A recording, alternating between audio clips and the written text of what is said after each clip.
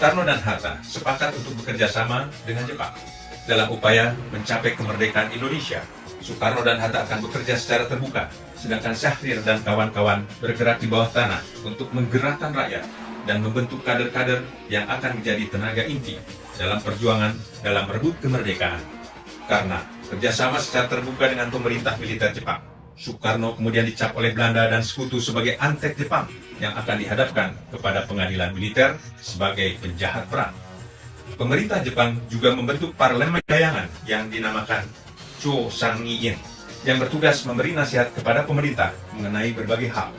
Meskipun fungsi Chōsangi-in lebih rendah daripada Poksa di masa penjajahan Belanda, wakil-wakil yang duduk dalam dewan berusaha mempergunakan setiap kesempatan yang ada untuk tujuan nasional mereka.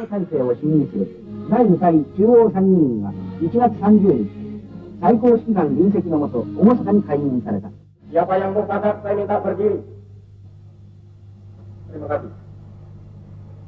Tuan-tuan yang terhormat, tidak ada seorang anggota pun yang tidak berdiri, sehingga boleh saya katakan bahwa seluruh Chōsangi-in setia sekata menerima usul panitia keempat itu menjadi jawaban yang sah dari Chōsangi-in atas pertanyaan Paduka Yang Mulia Saiko Shikikan yang kedua.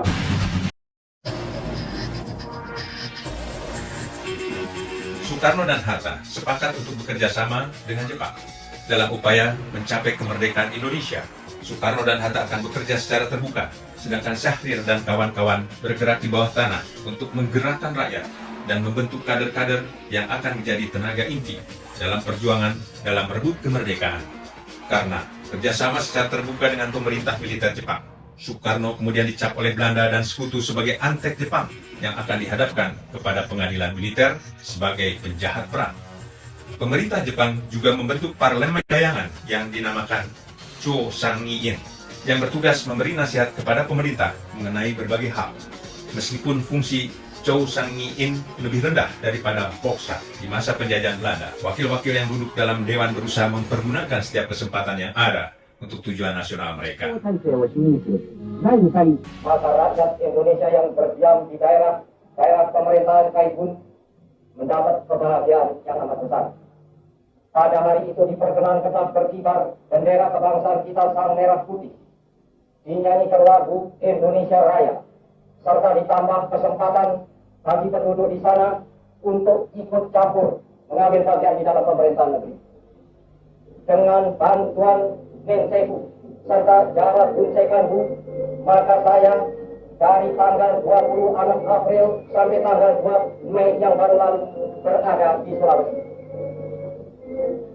untuk memberi bantuan kepada usaha peperangan dan persiapan Indonesia merdeka.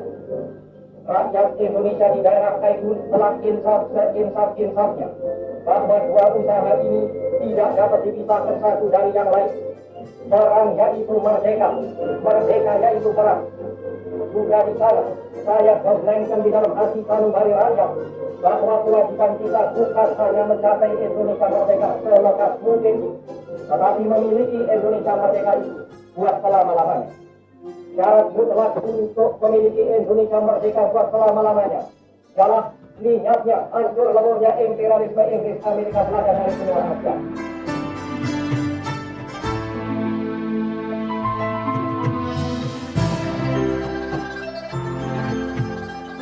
Menjelang berakhirnya Perang Pasifik, pemerintah Jepang menjanjikan kemerdekaan di kelak kemudian hari. Menyambut pemerintah militer ini, Soekarno dalam pidatonya di depan Saiko Shikikan menyatakan, dengan hati yang terharu, kami menerima pengumuman Kerajaan Nippon memperkenankan kemerdekaan segenap bangsa Indonesia di kemudian hari. Hati dan jiwa kami meluaplah dengan rasa terima kasih yang terkismat-kismatnya kepada Yang Maha Mulia Tenno Heka yang bermula hati memperkenankan terkabulnya cita-cita kami yang telah berpuluh-puluh tahun. Paduka Tuan, di dalam pengumuman Kerajaan Nippon itu tidak dinyatakan saatnya Indonesia diperkenankan, kecuali dengan kata-kata di kemudian hari. Tetapi kami pun menyerahkan saat kemerdekaan Indonesia itu kepada Yang Maha Mulia. Kami hanya ingkar bahwa lekas atau lambatnya saat itu datang adalah tergantung daripada besar atau kecilnya usaha kami untuk mendapat kecakapan-kecakapan yang perlu buat kemerdekaan, dan daripada besar atau kecilnya usaha kami untuk membantu lekas tercapainya kemenangan akhir peperangan Asia Timur Raya. Dan mereka, pandai!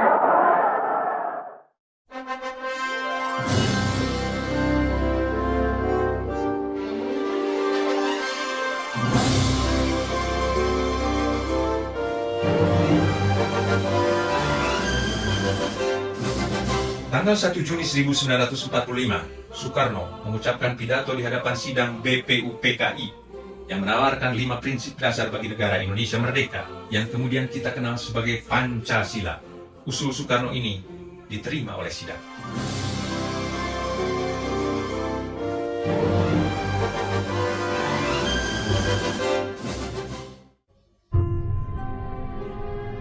Sementara itu, situasi peperangan semakin memburuk. Tentara Jepang dipukul mundur pada setiap front di Pasifik. Puncaknya ialah pemboman kota Hiroshima dan Nagasaki yang memaksa Kaisar Jepang atau Tenno Haika memaklumkan berakhirnya Perang Asia Timur Raya. Karena golongan muda menganggap Soekarno-Hatta terlalu lamban bertindak, mereka menculik kedua pemimpin ini dan menahannya di Rengas Dengklok, Karawang.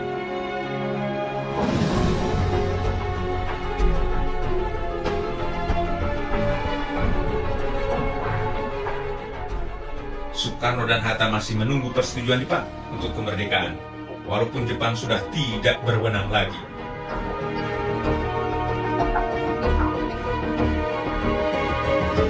Setelah melalui perundingan berkepanjangan tanpa persetujuan resmi dari Jepang, tanggal 16 Agustus lewat tengah malam di rumah Laksamana Maeda, disusun konsep proklamasi kemerdekaan Indonesia.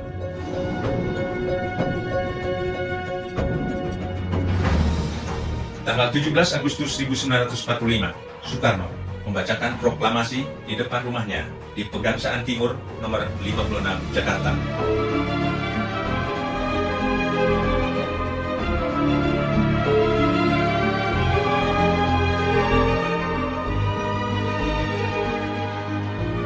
Sehari kemudian, dalam sidang panitia persiapan kemerdekaan Indonesia, Bung Karno secara aklamasi dipilih menjadi presiden pertama Republik Indonesia. Dalam suasana yang revolusioner ini, Undang-Undang Dasar segera disahkan. Kabinet Republik Indonesia disusun, dan dengan segala cara, proklamasi kemerdekaan disiarkan secara luas, baik di Indonesia maupun ke seluruh dunia.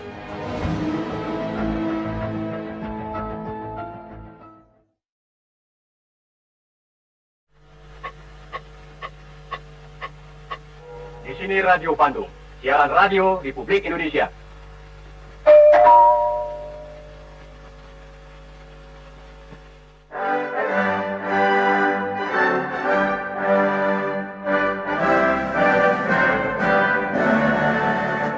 Proklamasi. Kami, bangsa Indonesia, dengan ini menyatakan kemerdekaan Indonesia. Hal-hal yang mengenai pemindahan kekuasaan dan lain-lain diselenggarakan dengan cara saksama dan dalam tempo yang sesingkat-singkatnya. Jakarta, 17 Agustus 1945, atas nama bangsa Indonesia, Soekarno, Hatta.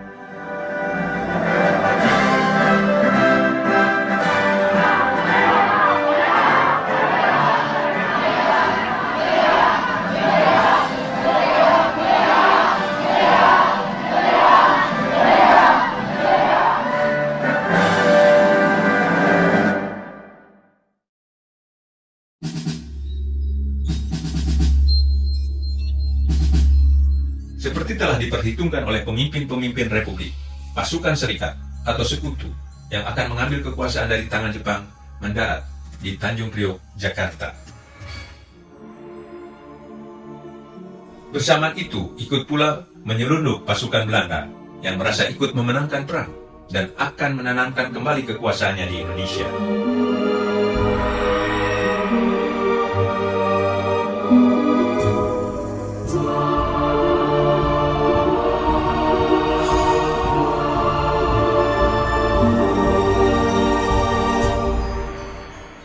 Meskipun dalam keadaan serba kekurangan, terutama dalam persenjataan, rakyat Indonesia melakukan perlawanan untuk mempertahankan negara merdeka yang telah diperjuangkan selama berpuluh tahun.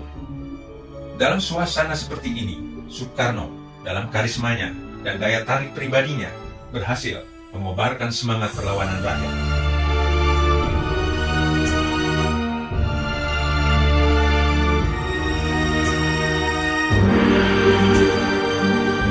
Saya minta saudara-saudara diam semua.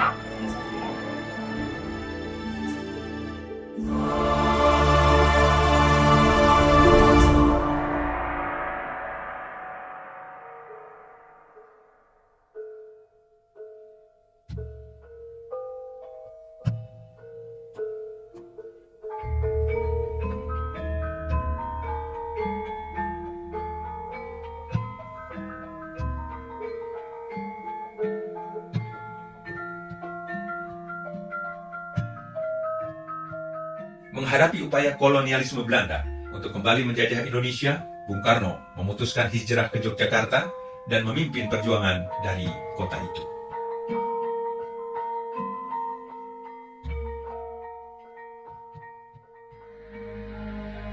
Persetujuan Linggarjati antara pemerintah Republik Indonesia dan pemerintah Kerajaan Belanda telah ditandatangani pada tanggal 20 Maret 1947.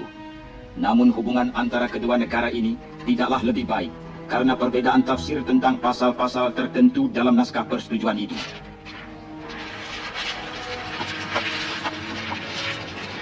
Republik Indonesia beranggapan masih tetap sebagai negara berdaulat penuh. Sebaliknya Kerajaan Belanda beranggapan bahwa dengan disetujuinya perjanjian Linggarjati tersebut, maka Republik Indonesia tidak lagi merupakan negara yang berdaulat. Hanya Kerajaan Belanda yang berkuasa atas wilayah Indonesia sampai terbentuknya negara Indonesia Serikat. Pada tanggal 20 Juli 1947, pemerintah Kerajaan Belanda menganggap dirinya tidak lagi terikat oleh perjanjian Linggarjati dan akan mengambil tindakan terhadap Republik Indonesia. Menghadapi ancaman ini, Republik Indonesia tidak gentar. Tentara dan rakyat telah menyatu, siap untuk perang.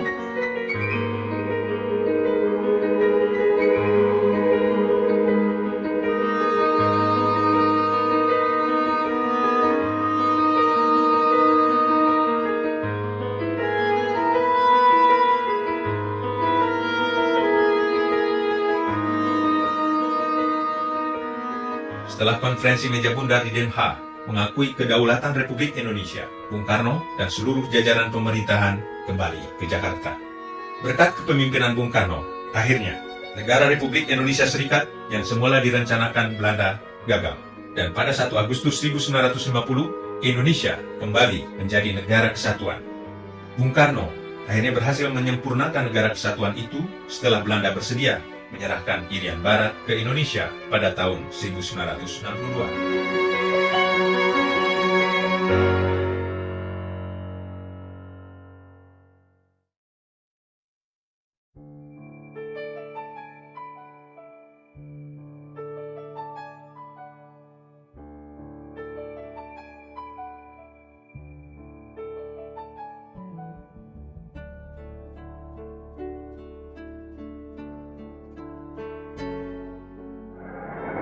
Alhamdulillah, saya ucapkan di hadirat Allah Subhanahu wa Ta'ala.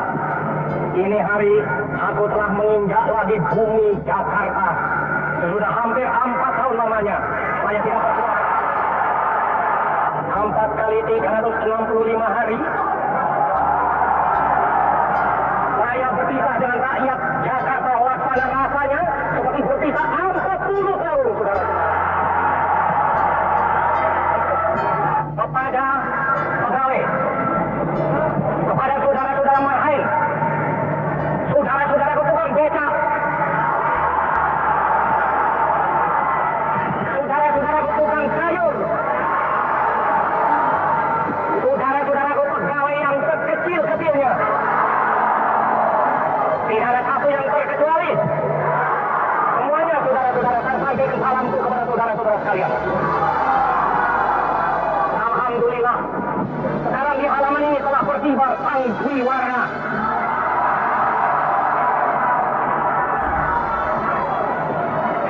Benar, saudara-saudara, penyerahan kedaulatan ini adalah hasil daripada goodwill baik, pengertian yang baik antara Indonesia dan Belanda, antara Indonesia dan dengan seluruh dunia internasional. Memang kami berterima kasih atas goodwill itu. Saya pun pada saat sekarang ini, saudara-saudara, menyampaikan terima kasihku kepada semua utusan-utusan agung daripada negara-negara asing yang pada ini hari telah hadir di sini.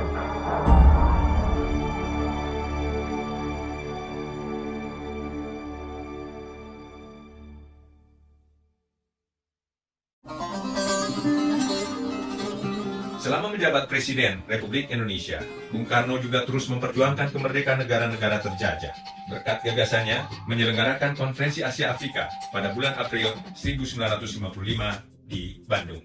Sejumlah negara di Asia Afrika berhasil memperoleh kemerdekaannya. Bung Karno tidak henti-hentinya berjuang untuk perdamaian dunia, seperti menggalang konferensi non-blok bersama sejumlah tokoh dunia ketiga, seperti Nehru, Nasser, Tito. Berkat perjuangan itu, Bung Karno juga mendapat gelar pahlawan Islam Asia Afrika. Dan Mingguan Time yang berpengaruh di dunia internasional memasukkan Bung Karno dalam tokoh Asia yang berpengaruh di abad ke-20.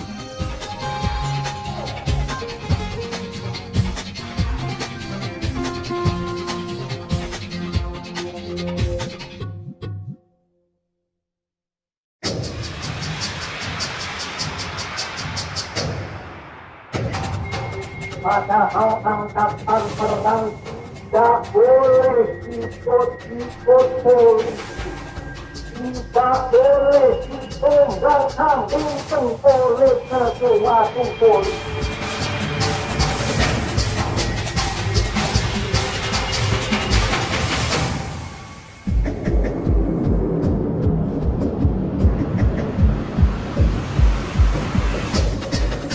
Hingga tahun 60-an, di tengah semangat Bung Karno mendandani Indonesia, situasi masih berkecamuk dalam berbagai riak demokrasi dan corak kepentingan berbagai pihak. Puncaknya saat terjadi gerakan 30 September yang hingga kini masih menyisakan tanda tanya yang besar. Sebagaimana saudara-saudara telah maklum bahwa jenderal-jenderal kita dan perwira pertama kita ini telah menjadi korban daripada tindakan-tindakan yang biadab dari petualang-petualang yang dinamakan gerakan 30 September. Perjuangan kemerdekaan kita, membela pemimpin besar kita, membela cita-cita rakyat kita. Saya tahu, kamu manusia, tentu ada kekurangan, ada kesalahan. Kita semua demikian.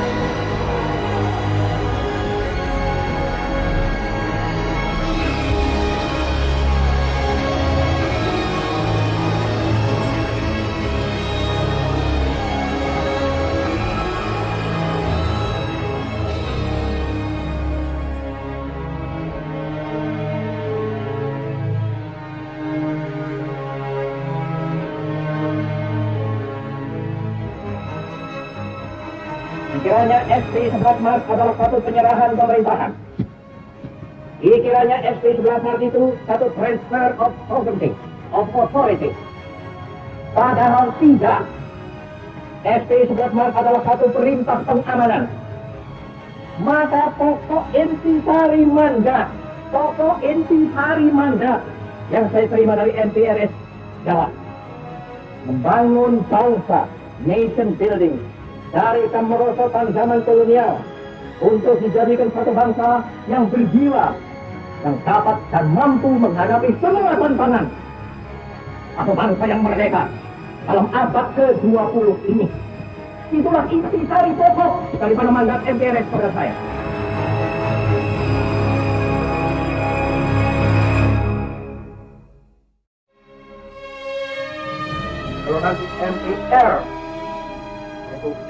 DPR hasil pemilihan umum masih meninjau soal ini kembali.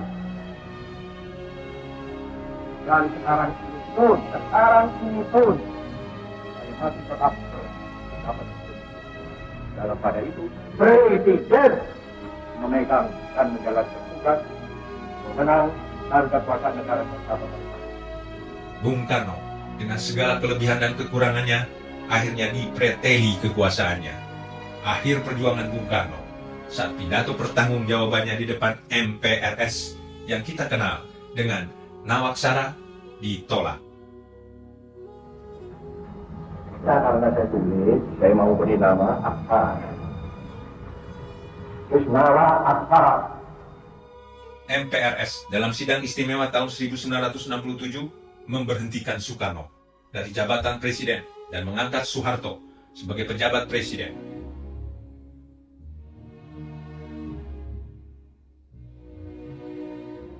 Pada hari tuanya, Soekarno dikenakan tahanan rumah dan diisolasi di Wisma Yaso. Tidak berbeda dengan pengalamannya di penjara Sukamiskin pada tahun 30-an. Pemerintah Orde Baru tahu bahwa memisahkan Soekarno dari rakyat sama dengan membunuhnya secara perlahan-lahan. Hal yang pernah dilakukan oleh Belanda dengan membuangnya ke tempat-tempat terpencil.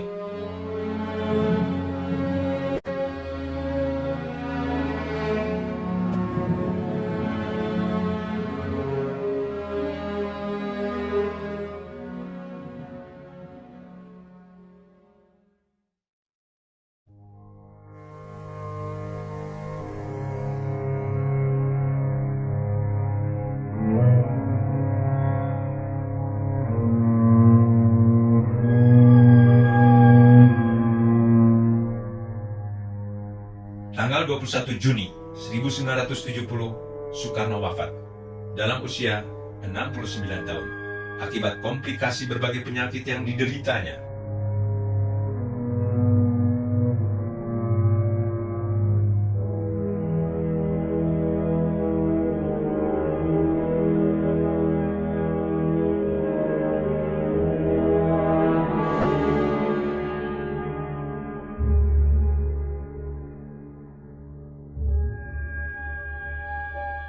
Pemakaman Soekarno di Blitar menunjukkan betapa kecintaan rakyat yang mendalam kepada pemimpinnya. Sepanjang jalan antara Pangkalan Abdurrahman Saleh di Malang sampai ke tempat peristirahatan terakhir, rakyat berdiri dengan membisu, menundukkan kepala, menitikkan air mata.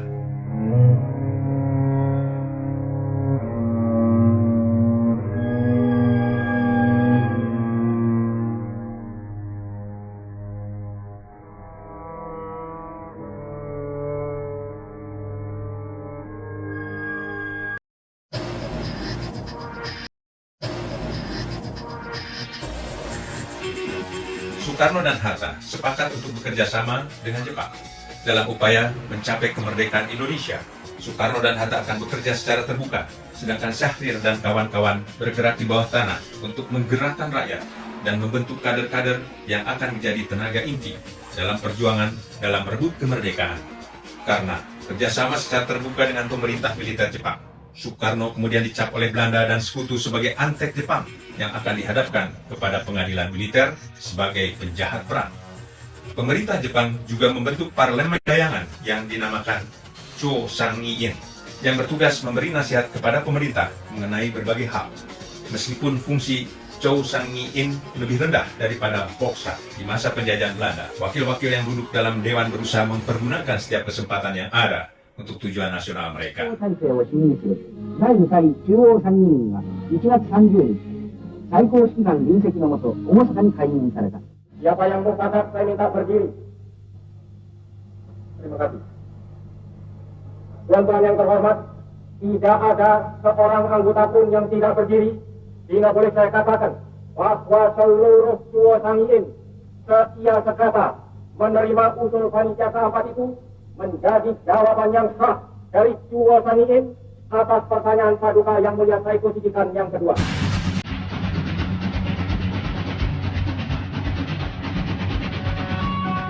Untuk menyiapkan kekuatan yang terlatih, Soekarno mengusulkan agar dibentuk Tentara Sukarela Pembela Tanah Air atau TETAN meskipun mendapat tantangan keras dari pemimpin lain seperti Hatta dan Syahrir. Pada saat Indonesia merdeka, opsir-opsir peta ini menjadi inti Tentara Nasional Indonesia.